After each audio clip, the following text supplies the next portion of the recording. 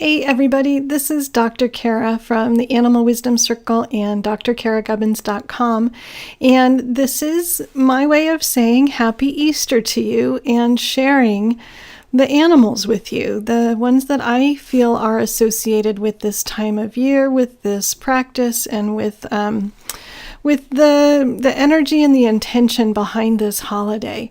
So the way that this little video came about was that I am going to be sending out my newsletter, Wisdom for the Week, on Sunday, which is Easter.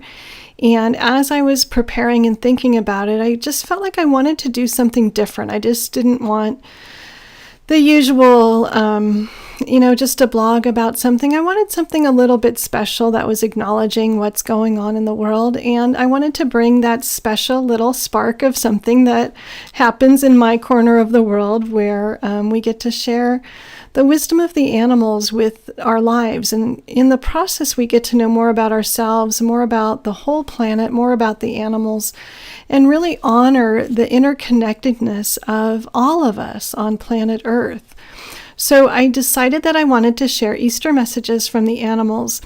Not that they're going to say Happy Easter to you, but that I wanted to find the messages from the animals that resonated with me, with how I see this holiday and what I feel like the message of Easter is to the world. So as soon as I decided to do that, I felt really scared. I thought, oh no, somebody's going to get mad at me. Maybe there's somebody out there that's really, celebrates Easter, practices it with the religious meanings and all of that, and they're going to get really offended if I bring some pagan animal something into the message. But so I really considered doing something else, and then I realized that's a cop-out. This is what I want to do, and it might piss somebody off because it's not their way of seeing the world, but it also might open somebody up to a new way of seeing the world. And that's what I feel like I really want to do with the animals in the Animal Wisdom Circle, is just get a different perspective and a different way of seeing things. And the more we can do that, the more connected we're going to feel to each other, the more we're all going to understand each other. And opening up to a new perspective in itself is a good thing for everybody. So that's kind of my way of saying, please know that I'm sending this out into the world with an open heart, not with the intention to offend anybody, for sure, and not without respect either. I respect all the spiritual practices of everybody, current time, globally, throughout time, and all of that. And that's what really resonated with me was, every spiritual tradition has a holiday in the springtime that celebrates life, birth, death, renewal. The spring in the northern hemisphere is really about coming out of the dead season of winter, and new life is coming forward. So it's about fertility and cycles, and we come together to celebrate it. So it's about community and connectedness. And so that's where I'm coming from with this video today. I really wanted to share with you how the animals reflect these messages and what they have to say about cycles and springtime and all of that connectedness of all life. So here's what I feel like are the messages from the animals that match up with the holiday of Easter. So Easter is really about the cycles of life, and the bear is all about the cycles of life. Bear is really about that pattern of going within during the winter, of slowing down, of getting reflective, of taking time away, taking time away from activity, knowing that there's going to be a time for activity again. And Easter is really about celebrating coming out of that winter and that hibernation that we do in a little way wherever we are. Winter is more of a downtime. It's a quiet time. It's a resting time. And then there's the great new energy of spring, just springing forward and bursting out into the world.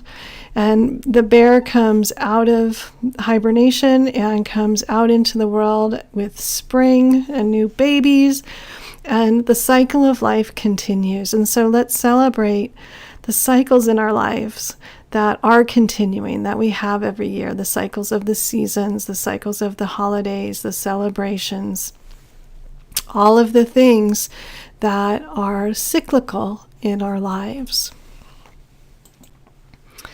The other thing that really struck me about this process is that, winter and spring is a lot like death and rebirth. And, the whole story of Jesus and the dying on the cross and coming back to life, the resurrection and all that, it's a death and a rebirth. And that pattern we can use as a metaphor for any part of our lives. As we grow and evolve, some part of us dies, as we become a bigger, better, new, improved version of ourselves. So coming out of winter, which is a cold, death-like hibernation kind of time, into spring, which is a rebirth, is really about that cycle of life, that cycle of death and rebirth. And nobody epitomizes this more than the butterfly. The butterfly goes through this amazing transformation from the caterpillar to the butterfly, and the caterpillar dies and the butterfly emerges. And it's a much more intense death and rebirth, even though it's the same being. The caterpillar is the same being, but the body of the caterpillar dies and the body of the butterfly is born. And when I talked to the butterfly in the animal wisdom circle, she said she's choosing to be a butterfly over and over again, because going through this practice of this cycle of death and rebirth is helping her with non-attachment, with knowing that the outcome is uncertain and being at peace with whatever the outcome is. That's non-attachment. And she felt like the best way for her to learn this lesson of non-attachment was to literally go through that death and rebirth process over and over again as a butterfly, because she could get that repetition and the number of experiences that for her soul would really bring her soul into a place of non-attachment. So I think another message about Easter is we're going through that death and rebirth cycle. Whether we believe in reincarnation exactly or not, we can definitely use death and rebirth as a metaphor. But what if we did believe in reincarnation? What if this life wasn't the only life? What if we had other lives? Why would we be attached only to this one? And when we can experience another one in the past or another one in the future. So just taking that whole concept of death and rebirth and non-attachment, and just knowing that there's more opportunities out there, there's more things to learn, there's always more. And staying non-attached is a way to stay open and to stay in the flow of life. And I think that is a lot of what Easter is also about. And finally, whenever we have connections and celebrations, it's a time to come together in community.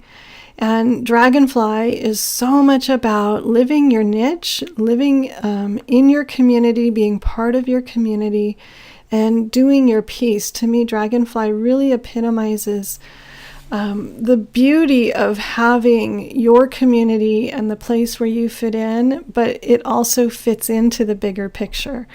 So even as we are really celebrating together with, say, just our family, we're also in a community of friends. We're also in a community of people with similar beliefs. We're in a community of people with dissimilar beliefs, but we're still in community. Dragonfly is really, really bringing forward and reminding us that we're always in community.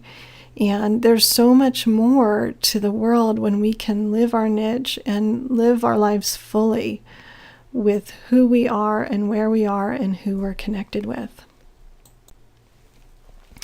And another animal who is really connected to the cycles of life is the whale.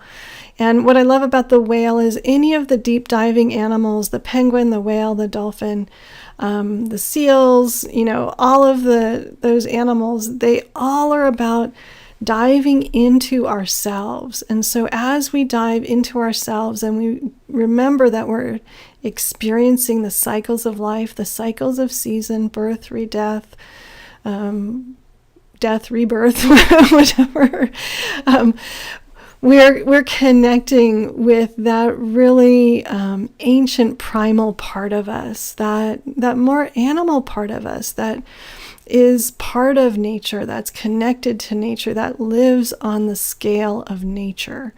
And so bringing up the whale is my way of saying, yeah, we're connected to everything, to all of it. And throughout time, we're connected to the cycles of life throughout time. And there's wisdom in that. There's really deep, deep wisdom in being connected with our animal nature.